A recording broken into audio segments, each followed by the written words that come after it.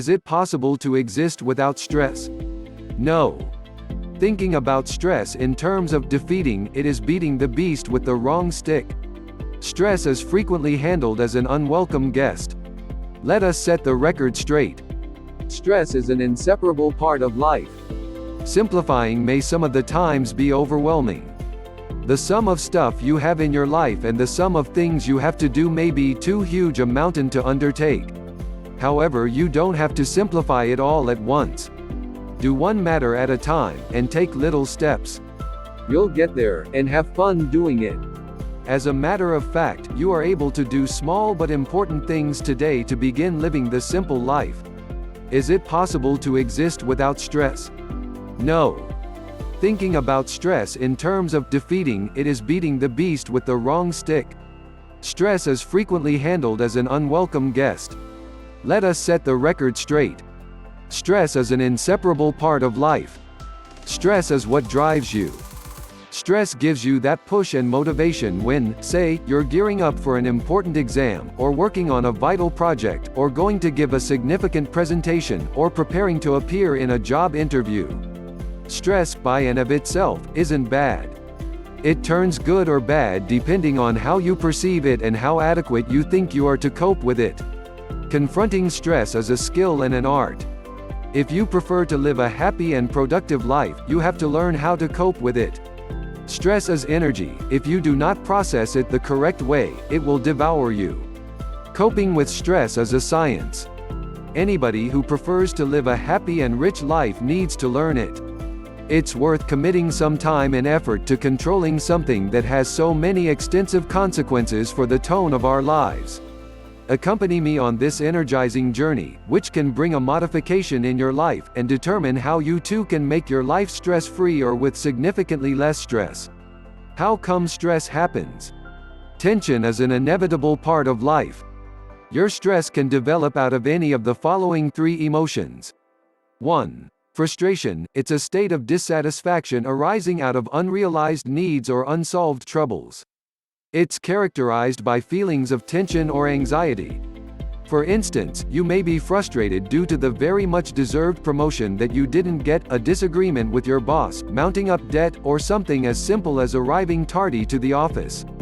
Aside from outside circumstances, frustrations may be due to a few personality traits, like unrealistic expectations, unwillingness to change, maybe it's or lack of accomplishments. 2. Conflicts. This is a circumstance when you're caught between suitable but incompatible desires. For instance, you want advancement in the workplace, but are not willing to relocate to a fresh and new city. You desire a penthouse but must get rid of other luxuries that you're capable of savoring right now. 3. Pressure. This is the requirement that the business of living gets to you, and it is definitely inevitable. Job requires more time, kids need some more money, and your wife needs more attention. Sound familiar, doesn't it? A big percentage of our energy use comes from the gas we utilize to drive our cars. With gas prices surging higher by the day, driving is costly not only in terms of energy utilization, but likewise personal and family budgets.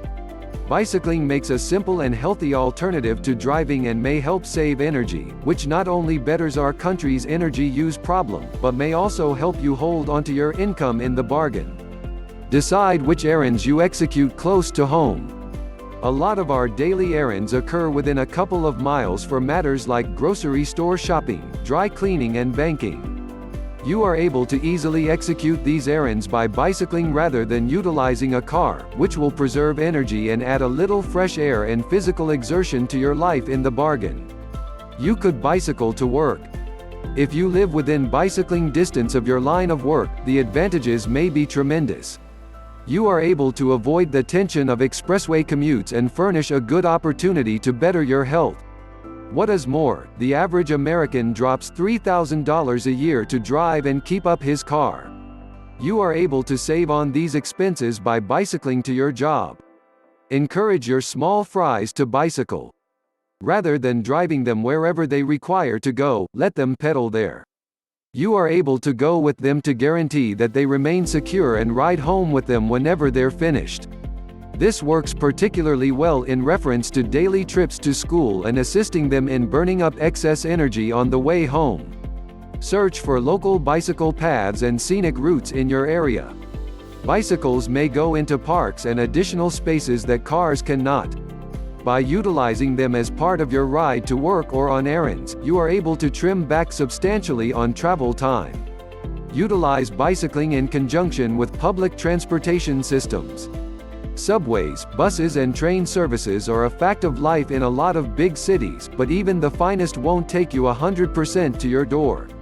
A bicycle may make that last leg of your trip go more rapidly, and a lot of public transit services have conveniences for bikers like racks on buses to assist you. I'm going to identify some of the major methods that will assist you in building resilience and coping with stress.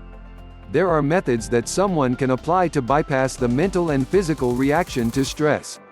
There are also tools that people can apply to distress and heighten their overall well-being.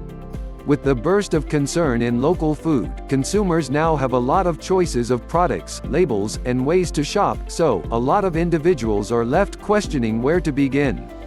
Food choices may be overpowering, and altering where and how we shop may be nerve-wracking. On the other hand, the advantages of purchasing local can be capital. I'm going to identify some of the major methods that will assist you in building resilience and coping with stress.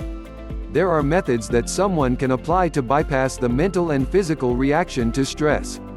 There are also tools that people can apply to distress and heighten their overall well-being.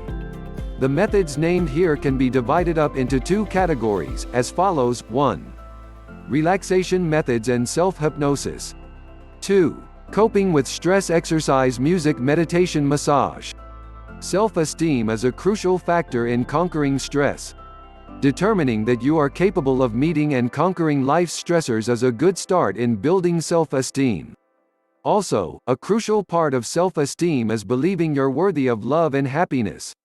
Signs of low self-esteem: go through the following list and consider how many of these reflect your own thoughts. I do not like myself. I do not deserve love. There's something wrong with me. I'm not worthy of respect from other people. It's tough for me to make eye contact with other people. I'm profoundly distressed when other people criticize me. Did one of these sound like you? Did more than one sound like your personality? If yes, then you have to take a few concrete steps to better your self-esteem. Why low self-esteem increases stress levels in your life? Low self-esteem steps up stress levels in your life due to two reasons. 1. You're constantly gauging yourself negatively. You do not permit yourself to open up to felicity due to an ongoing damaging internal dialogue. 2. You're constantly concerned about what others think of you and go to unreasonable lengths to attain their acceptance and approval. Confidence versus self-esteem, they are different. Self-esteem is different from self-confidence in numerous ways. You may be extremely successful in your chosen career and yet you still find yourself feeling terrible. You need to be capable of loving yourself to experience happiness. Several successful individuals are miserable at heart and have terrible self-esteem. Low self-esteem makes it easier for other people to manipulate you, and it also makes you terribly unsure of your own feelings and opinions. What you can do to improve your self-esteem. Now, it must be obvious to you why it's important to work on your self-esteem. Without high self-esteem, you'll be an unhappy individual even if you've been able to achieve material success. Low self-esteem makes it extremely tough for you to succeed in any endeavor. Being your own worst enemy, you'll be perpetually placing obstacles in your own path. Following are some of the things you should do to improve your self-esteem. 1. Stop criticizing yourself. Learn not to condemn yourself for the small slip-ups that we all are prone to make in our lives. You have to accept mistakes as a necessary part of life. 2. Praise yourself when you do something great. Be overgenerous in your praise, but it's crucial to be honest. 3. Whenever you undertake some activity, visualize yourself as being successful in it.